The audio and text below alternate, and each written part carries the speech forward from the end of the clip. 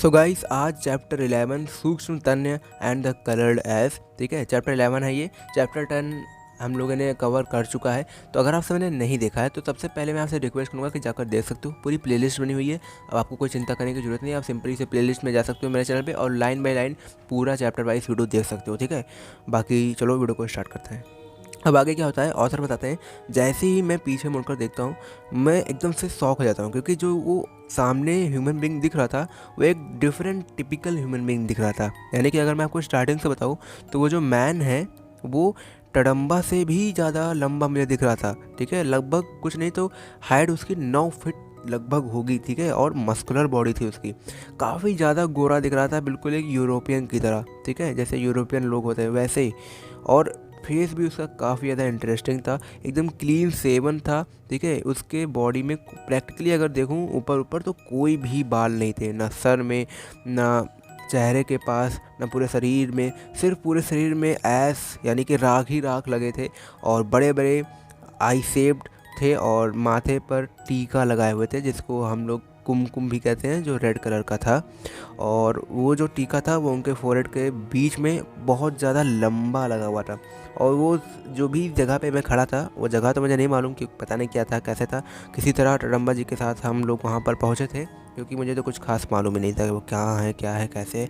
तो वहाँ तक पहुँचने के बाद वो जो रूम था जहाँ पर हम लोग खड़े थे, वहाँ पर एक ऐसी स्मेल आ रही थी जैसे कि किसी महंगे से महंगे एक्सपेंसिव गुच्ची अरमानी परफ्यूम्स की जैसे स्मेल रहती है, वैसे ही स्मेल वहाँ पर आ रही थी, ठीक है। तो वो थे अद्भुतानंद बाबा जी, जो मुझसे कुछ ही फीट दूर खड़े थे और लगभग 6 फुट दूर खड़े होंगे मुझसे। और मेरे बगल में टडम्बा जी भी खड़े थे, जिन्होंने मुझे बताया कि जाकर आप नमस्कार करके पैर वगैरह छुओ। तो मैं भी फटाफट तुरंत जाकर अद्भुतानंद बाबा जी के पैर छूता हूँ। और छूते ही जैसे ही मैं उनके फीट को टच करता हूँ, मेरे पूरे शरीर में जैसे कि कोई इलेक्ट्रिक करंट दौड़ जाता है। जब मैं खड़ा हो रहा था तो मुझे एक करंट लग रहा था कि मेरे पूरे शरीर में जैसे करंट दौड़ रहा है, ठीक है। लेकिन कुछ घबराने वाली बात नहीं थी। वो जो करंट था वो मुझे पेनफुल और डिस्कम्फर्टिंग नहीं लग रहा था, थोड़ा सा अजीब टाइप का लग रहा था, लेकिन कुछ दिक्कत नहीं हुआ मेरे शरीर में जिस टाइप का, ठीक है। उसके बाद बाबा जी कहते हैं कि बैठ जाओ बेटे, ठीक है, यहाँ पर बैठ जाओ। शांति से बैठते हैं, बोलते हैं और बताते, मतलब इतने सारे लोगों से मिलकर नई नई लैंग्वेज सीख गए। तो बाबा जी इंग्लिश में बोल रहे थे तो मुझे ज़्यादा कोई दिक्कत हुई नहीं। उसके बाद टडम्बा जी को और जो पातानाथ जी थे उनको बाबा जी बताते हैं कि जाकर कुछ मिल्क ले लो, वहाँ पर रखा हुआ है मिल्क और आलमंड्स जो हनी में भिगो कर रखे हुए हैं, उसको जाकर तुम लोग पी लो। और फिर मुझसे बात करने लगते हैं, कहते हैं कि तुम इतने साई तो नहीं थे, ठीक है, तुम इतने साई नहीं हो जब तक तुम अपने गुरु से नहीं मिले थे। उससे पहले तुम काफ़ी ज़्यादा शर्माते थे, लेकिन अब जब तुम अपने गुरु से मिल चुके थे, जब तुम कैलाश गए थे, तब तुम्हारे अंदर कैलाश मानसरोवर गए थे, तब तुम्हारे अंदर की जो शर्म थी वो धीमे धीमे सबसे बात करके, घुल मिल के, ट्रैवलिंग कर करके तुम्हारे अंदर का जो शर्म था वो धीमे धीमे ख़त्म हो चुका था। तो ये काफ़ी अच्छी बात है। और मैंने टडम्बा को बताया था कोटी सूर्या विलेज में कि तुम्हें यहाँ पर लेकर ज़रूर आए, जिससे कि मैं देख सकूँ कि तुम्हारे गुरु का फेवरेट स्टूडेंट कौन है। और फिर उसके बाद वो तेज़ी से हंसने लगते हैं और कहते हैं, dear child, please remember for your guru और for any teacher each and every one of his student in the same. Baba ji मुझसे कहते हैं कि बेटा ये बताओ तुम्हें कोई मंत्रास वगैरह कुछ आते हैं, मंत्रास सॉन्ग वगैरह। और मैं कहता हूँ हाँ बिल्कुल मुझे आते हैं, प्रेयर वगैरह आते हैं मुझे, जो मैंने अपने गुरु से ही सीखा है। तो उसके बाद कहते हैं बाबा जी कि क्यों ना तुम मेरे लिए कोई चैंट या कोई सिंगिंग कुछ भी कर सकते हो, जो भी तुम्हें प्रेयर या चैंटिंग जो भी आती है तुम मेरे लिए और टडम्बा के लिए गा सकते हो। और थोड़ा सा स्टार्टिंग में हेजिटेशन मुझे होती है, लेकिन उसके बाद पूरे कॉन्फिडेंस के साथ मैं उनकी रिक्वेस्ट को मैं एक्सेप्ट कर लेता हूँ। मैं कहता हूँ श्योर बाबा जी। फिर बाबा जी कहते हैं कि अरे वाह, ये भी मुझे बाबा जी बुलाने लगा। उसके बाद टडम्बा जी वो दोनों हंसने लगते हैं और मैं भी उनके साथ हंसने लगता हूँ। उसके बाद मैं प्रेयर स्टार्ट करता हूँ, चैंटिंग स्टार्ट करता हूँ, जिसको आप लोग जानते होंगे, शिव तांडव स्तोत्र होता है, कहते हैं, मतलब आप लोगों ने सुना होगा, ठीक है। तो वो ऑथर गाना स्टार्ट करते हैं और थोड़ा तो जैसे मतलब लास्ट के कुछ वर्ड्स जो थे वो ऑथर को याद नहीं आ रहे थे, लेकिन फिर भी वो किसी तरह मैनेज करके याद कर करके स्तोत्र गा रहे थे। तभी जो बाबा जी थे, जो अद्भुतानंद बाबा जी थे वो उठकर डांसिंग करना स्टार्ट कर देते हैं। और जो टडम्बा जी होते हैं वो अपने आई को क्लोज करके बैठ कर कुछ करने लगते हैं। क्या करते हैं मुझे नहीं पता चलता है। और जो बाबा जी होते हैं वो डांस करते रहते हैं और मैं अपना चैंटिंग कंप्लीट कर चुका होता हूँ लगभग। उसके बाद वो मुझे बताता है कि यहाँ और अपना राइट हैंड मेरे हेड पर रब करो और उसको तुम अपने मेरे राइट पाम पे उसके बाद फिर प्लेस करो, ठीक है। और वो जब ऐसा मैं करता हूँ तो वो एकदम से हार्ड स्टोन की तरह मुझे फील होता है वहाँ पर, ठीक है। वो बताते हैं कि ये एक आत्म रुद्राक्ष है। ये जो आत्म रुद्राक्ष है ये एक सिंबल है मेरे अफेक्शन का और कनेक्शन का तुम्हारे साथ, जो तुम्हारे साथ रहेगा कुछ लाइफ्स के साथ, ठीक है। और जब तक तुम्हें मोक्ष या फिर कंप्लीट फ्रीडम नहीं मिल जाएगी लाइफ और डेथ से, यानी कि तुम एनलाइटनमेंट जब तक नहीं हो जाओगे तब तक मैं तुम्हारे साथ रहूँगा। ये कहने के बाद वो अपने आँखें क्लोज कर देते हैं, कुछ चैंटिंग करने लगते हैं, कुछ एक्सट्रीम पावरफुल सिंबल्स के साथ कुछ चैंटिंग वगैरह करना स्टार्ट कर देते हैं। और कुछ लेफ़्ट हैंड उठाते हैं और मेरे लेफ़्ट पाम पे दे देते हैं और कहते हैं ये तुम्हारे गुरु के लिए है, इसको संभाल कर रखना, जब भी तुम उनको मिला तो उनको दे देना, ठीक है। उसके बाद वो कहते हैं तुम भूलना नहीं। उसके बाद मैं अपना पाम ओपन करता हूँ तो देखता हूँ एक छोटा सा गिलास बॉटल होता है जो उन्होंने मुझे दिया था।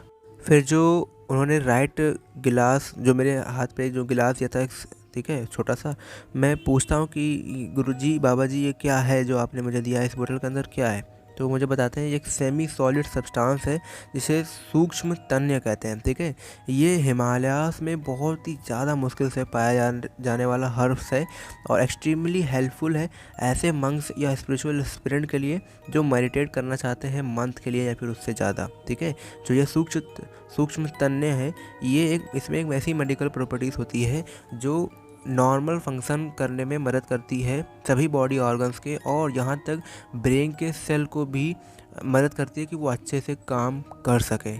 जो भी लोग इसको यूज़ करना चाहते हैं वो बिल्कुल हाफ ड्रॉप उसका अपने आईलिड्स पे और फोरहेड पे और 2 एनर्जी पॉइंट्स नेवल पे और हेड के टॉप पे वहाँ पर लगा लेना चाहिए, जिसको हम सहस्त्र चक्र भी कहते हैं, ठीक है। टॉप ऑफ द हेड को वहाँ पर इसको लगा लेना चाहिए। और मेरे बच्चे, तो एक टाइम ज़रूर आएगा जब तुम भी सूक्ष्म तन्य को यूज़ करना या स्टार्ट कर दोगे, ठीक है। लेकिन अभी के लिए तुम इसको अपने गुरु के लिए दे देना, क्योंकि उनको एक मेडिटेशन प्रैक्टिस करनी है जिसको हम हिरंबा अग्नि परिवर्तन ध्यान कहते हैं। ये एक ऐसा मेडिटेशन प्रैक्टिस होता है जहाँ पर उनको एक प्लेस पे एक ही पोजीशन पे 3 मंथ के लिए लगातार बैठना होता है बिना आईलिड को मूव करे।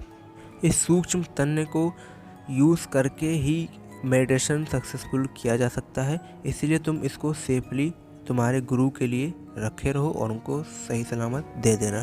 बाबा जी से मैं कहता हूँ कि हाँ बिल्कुल मैं इसको बहुत ज़्यादा संभाल कर रखूँगा और जैसे ही मैं मिलूँगा बाबा जी से उनको गुरु जी से अपने उनको तुरंत दे दूँगा, ठीक है। उसके बाद बाबा जी टडम्बा की तरफ देखते हैं और कहते हैं कि तुम इस बच्चे का ध्यान रखना और ये तुम्हारे साथ इस केव्स में कुछ दिन के लिए रहेगा, ठीक है। और फिर टडम्बा जी कहते हैं हाँ गुरुदेव। उसके बाद बाबा जी कहते हैं कि इस चाइल्ड को संभाल कर रखना है क्योंकि और तुम्हें इसको अघोरी के जितने भी ट्रेडिशन होते हैं वो सारे इसको बताने हैं। जो ये जानना चाहता है इसको सारी चीज़ें इसको बताना। और हमारे बारे में बहुत सारी चीज़ें गलत फैलाई गई है और इनफेमस भी है कुछ चीज़ें, ठीक है। ज़्यादा चीज़ें बदनाम, जैसे कि फ्लैश हम लोग डेड ह्यूमन के खाते हैं, ड्रिंकिंग अल्कोहल करते हैं। लेकिन इसके अलावा इस पूरे वर्ल्ड को ज़रूरत है जानने के लिए कि हम अघोरी और भी कुछ ज़्यादा बढ़िया कर सकते हैं, ठीक है, सुप्रीम लेवल पे और स्पिरिचुअल लेवल पे, ठीक है। तुम और कुछ अदर सीनियर अघोरी और महा अघोरी भूगुम्बा केव पे सारी चीज़ें जो भी हो सके इसको दिखाना, जिससे कि ये सारी चीज़ें जान सके, ठीक है। वो टडम्बा जी को बताते हैं।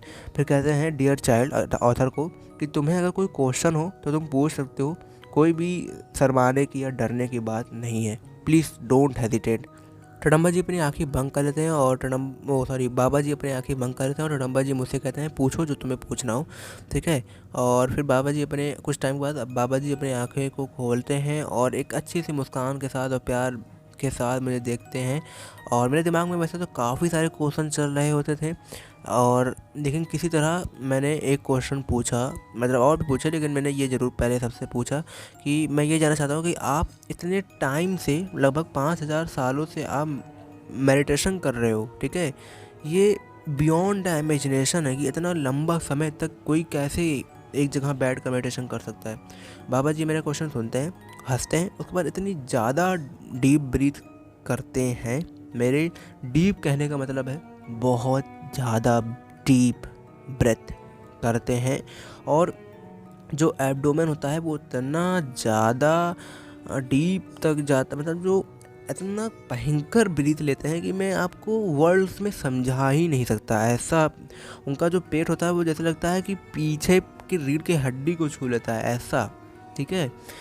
इतना भयंकर डीप ब्रीथ करते हैं। उनकी जो आइस होती है वो एकदम से ऊपर हो जाती है, ठीक है, और कलर चेंज होने लगता है उनका। पहले लाइट ब्लू होता है और कुछ टाइम बाद उनकी जो इंटायर बॉडी होती है वो हल्की, ठीक है, थोड़ा सा ब्राइट येलो कलर की हो जाती है। और इस टाइम मैं सिर्फ 2 ही क्रिएचर्स को जानता था जो ऐसा कर सकते थे, पहला चमेलियन और दूसरा ऑक्टोपस। लेकिन यहाँ पर मैं कुछ ऐसा देख रहा हूँ जो ह्यूमन बीइंग है जो ऐसा सारी चीज़ें कर रहा है, ठीक है। लगभग 7 से 8 मिनट वो ऐसे ही स्टेट में थे। काफ़ी ज़्यादा क्लोजर ऑब्जर्वेशन के बाद मैंने देखा कि वो ब्रीदिंग भी नहीं कर रहे हैं। और फिर उसके बाद मैं टडम्बा जी को देखता हूँ, वो अपने डीप मेडिटेशन पे थे। फिर से मैं देखता हूँ बाबा जी को, तभी वो अपनी आँखें खोल देते हैं। और सडनली मैं नोटिस करता हूँ कि उनके जो पीपल्स हैं वो डायलेटिंग नहीं कर रहे हैं। सो गाइस, इस वीडियो को यहीं पर ख़त्म करते हैं। इसके बाद अगला पार्ट भी आएगा इसी चैप्टर 11 का, क्योंकि थोड़ा सा बड़ा चैप्टर है। और आपको पता होगा कि मैं ज़्यादा लंबा वीडियो बनाने की कोशिश नहीं करता हूँ, जितनी जल्दी हो सके मैं आपको समझाने की कोशिश करता हूँ, लेकिन हाँ, कोई चीज़ छोड़ता भी नहीं हूँ। तो इसीलिए मैं आपको जो बचा कुचा है वो नेक्स्ट वीडियो में कवर कर लूँगा। बाकी एक चीज़ आपसे कहूँगा कि आप मुझे इंस्टाग्राम पर फॉलो कर लें। फॉलो क्यों कर लें, अब कर लो यार, मुझे वहाँ सपोर्ट थोड़ा सा मिल जाएगा, थोड़ा सा कॉन्फिडेंस आ जाएगा। और वीडियो को लाइक कर देना, ठीक है। मिलता हूँ नेक्स्ट वीडियो पे।